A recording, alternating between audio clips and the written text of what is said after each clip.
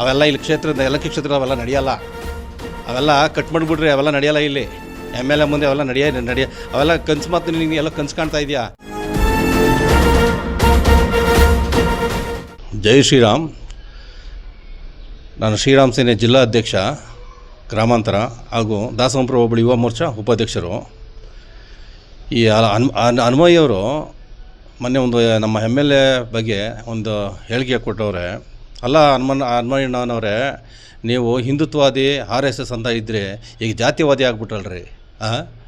ಅಲ್ಲ ರೀ, ಹಿಂದುತ್ವಾದಿ ಅಂದ್ಕೊಂಡು RSS ಅಂದ್ಕೊಂಡು ಈಗ ಜಾತಿ ಮೇಲೆ MLA ಅವ್ರ ಜೊತೆ ಸುತ್ತಾಡ್ಬೇಕಾರೆ ಈಗ ಸ್ಟಾರ್ಟಿಂಗ್ ಅವ್ರ ಜೊತೆ ಸುಮಾರು ವರ್ಷಾನುಗಟ್ಟಲೆ ಅವ್ರ ಜೊತೆ ಇದೆಯಾ? ಆವಾಗ ಜಾತಿ ಗೊತ್ತಿರಲಿಲ್ಲ ಅವ್ರದ್ದು ನಿಮಗೆ?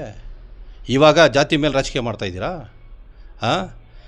ಇವೆಲ್ಲ ಸರಿ ಇಲ್ಲ ರೀ. ನೀವು ಹೇಳ್ಕೊಬಿಟ್ಟು ಏನು BJP ಮೇಲೆ ಕಿರೀಟ ಐತೆ, ಅದು ಇಳಿಸ್ಬಿಟ್ಟು ಕೆಳಗಡೆ ಅವ್ರು ಅವತ್ತಿಂದನೂ BJPಲಿ ಅವರೇ, RSS ಅಲ್ಲಿ ಅವರೇ ಸುಮಾರು ಕೆಲಸಗಳು 12-13 ಅವ್ರು ಕೆಲಸ ಮಾಡ್ತಾರೆ, ಡೈಲಿ ಸಂಘಟನೆ ಮಾಡ್ತಾಯಿದ್ದಾರೆ. ನೀವೇನು ಮಾಡ್ತಾಯಿದ್ದೀರಾ? ಚರ್ಚ್ ಬಗ್ಗೆ ಮಾತಾಡ್ತೀರಿ, ಮಸೀದಿ ಬಗ್ಗೆ ಮಾತಾಡ್ತಿರಲ್ಲ. ನೀವು 2023 ನಿಮ್ಮ ಏರಿಯಾದಲ್ಲಿ ನಿಮ್ಮ ಪಕ್ಕ ಪರ್ಲಾಂಗ್ ದೂರ ಐತೆ ನಿಮಗೆ ಚರ್ಚು. ನೀವೇನು ಮಾಡ್ತಾಯಿದ್ದೀರಿ ಅವಾಗ? ಚರ್ಚ್ ಕಟ್ಟಬೇಕಾದ್ರೆ ಅವರು ನೀವೇನು ಮಾಡ್ತಾಯಿದ್ದೀರಿ ಅವಾಗ? ಹೇಳಿಕೆ ಕೊಡಬೇಕು ಕರೆಕ್ಟಾಗಿ. ನಾಲ್ಗೆನ ಬಿಗಿ ಹಿಡಿದು ಮಾತಾಡಬೇಕು. ಹನುಮಣ್ಣವ್ರೆ, ನಿಮ್ಮನ್ನೆಲ್ಲ ಅವ್ರು ದೊಡ್ಡ ಮನುಷ್ಯ ಅಂದ್ಕೊಂಡಿದ್ದೆ. ಆದರೆ ಅಲ್ಲ ರೀ, RSS ಅಂತಿರಲ್ಲ, RSSಲ್ಲಿ ಬಹಿರಂಗವಾಗಿ ಎಲ್ಲೂ ಇದು ಕೊಡಬಾರ್ದು. ಹೋಗಿ MLA ಹತ್ರ ಡೈರೆಕ್ಟಾಗಿ ಮಾತಾಡ್ಬೋದಾಯ್ತಲ್ಲ ನೀವು, ಹಿಂಗೈತೆ ಅಂತ. ಅಲ್ಲ, ನಿಮಗೆ ಸಂಘಟನೆ, ನೀವು ಒಬ್ಬರೇ ಸಂಘಟನೆ ಮಾಡಿಬಿಟ್ಟಿದ್ದೀರಾ? ಯಲಹಂಕ ಫುಲ್ ಕ್ಷೇತ್ರ ಎಲ್ಲ ಇದು ಮಾಡಿಬಿಟ್ಟಿದ್ದೀರಾ ನೀವು? ಆರೋಪ ಕೂಡ ಮಾಡಿದ್ದಾರೆ. ಏನಂತಂದ್ರೆ ಕಾರ್ಯಕರ್ತರನ್ನ ತುಳಿತಿದ್ದಾರೆ, MLA ಬೆಳೆಯೋದಿಕ್ ಬಿಡ್ತಿಲ್ಲ ಅನ್ನೋ ಒಂದು ಆರೋಪ ಕೂಡ ಮಾಡಿದ್ದಾರೆ. ಈಗ ನಮ್ಮನ್ನ ಗುರ್ಸ್ತಾನೆ ಇರಲಿಲ್ಲ. MLA ಅವರು ನಮ್ಮನ್ನು ಗುರ್ಸ್ಬಿಟ್ಟು, ನಮಗೆ ಪೋಸ್ಟಿಂಗ್ ಕೊಟ್ಬಿಟ್ಟು, ನಮ್ಮನ್ನ ಒಂದು ಗುರ್ಸ್ಬಿಟ್ಟು, ನಮ್ಮನ್ನೇ ಮುಂದೆ ಏನೇ ಇದ್ರೂ ನಮ್ಮನ್ನು ಕರೆದ್ಬಿಟ್ಟು ಮಾತಾಡ್ತಾರೆ. ಯಾರು ಆ ಥರ ಒಂದು ಯಲಹಂಕ ಕ್ಷೇತ್ರ ಯಾರೇ ಕಾರ್ಯಕರ್ತರಾಗಲಿ ನಮ್ಮ MLA ನೋಡಿದ್ರು ಬಾಯಿ ತುಂಬ ಮಾತಾಡ್ತಾರೆ. ಏನಪ್ಪ ಅಂತ ಅವ್ರ ಬಗ್ಗೆ ವಿಚಾರಣೆ ಮಾಡ್ತಾರೆ, ಏನು ಕಷ್ಟ ಸುಖನ ಬಗೆಹರಿಸ್ತಾರೆ ಅವರು. 8 ಕೋಟಿ 10 ಕೋಟಿ ಕಾರಲ್ಲಿ ಓಡಾಡ್ತಾರೆ ಕಾರ್ಯಕರ್ತರು, ಅವತ್ತಿಂದ ಕಾರ್ಯಕರ್ತರಾಗಿ ಉಳ್ಕೊಂಡವ್ರೆ ಅನ್ನೋ ಆರೋಪ ಕೂಡ ಅವ್ರದ್ದು. ಅಯ್ಯೋ, ಇವಾಗ ಸಂಘಟನೆ ಕಟ್ಟೋರು ಅವರು ಅವಾಗಿಂದನೂ ಇದು ಮಾಡ್ಕೊ ಬಂದವ್ರೆ.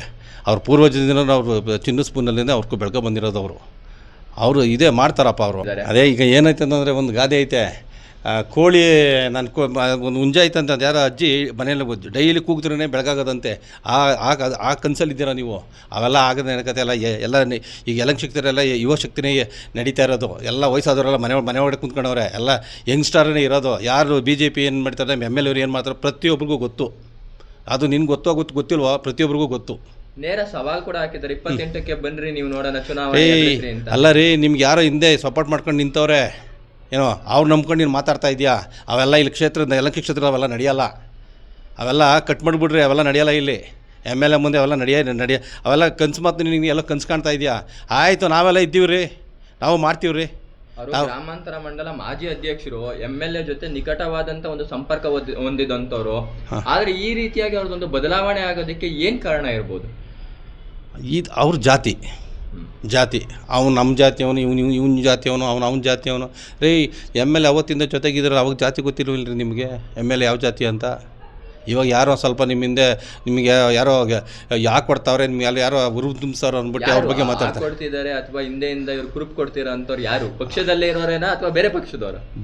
ಪಕ್ಷದಲ್ಲಿ ಇರೋರೇನೇ ಅವ್ರಿಗೆಲ್ಲ ಗೊತ್ತಿದೆ. ನಮ್ಮ MLA ಅವ್ರಿಗೆ ಎಲ್ಲರಿಗೂ ಗೊತ್ತಿದೆ ಯಾರ್ಯಾರು ಅವ್ರಿಗೆ ಕಿವಿ ಹಿಂಡ್ತಾವ್ರೆ, ಯಾರ್ಯಾರು ಇದು ಮಾಡ್ತಾರೆ. ನೀನೇನೇ ತಿಪ್ಪರ್ಲಾಗ ಹಾಕೊಂಡು ಅನ್ಮಣ್ಣವ್ರೆ, ಅವೆಲ್ಲ ನಡೆಯೋದು ಮಾತಲ್ಲ. ಸುಮ್ಮನೆ ನಿಮ್ಮ ಮಾನ ಮರಿ ನೀವೇ ಹಾಳು ಮಾಡ್ಕೊತೀರ. ಮುಂದಿಲ್ಲಿ 28ಕ್ಕೆ ನಾವು ಗೆಲ್ಸ್ಕೊ ಬರ್ತೀವಿ ನೋಡ್ರಿ. ನಿಮ್ಮ ಮಾನ ಮರ್ಯಾದೆ ನೀವೇ ಹಾಳು ಮಾಡ್ಕೊತೀರ. ಆಮೇಲೆ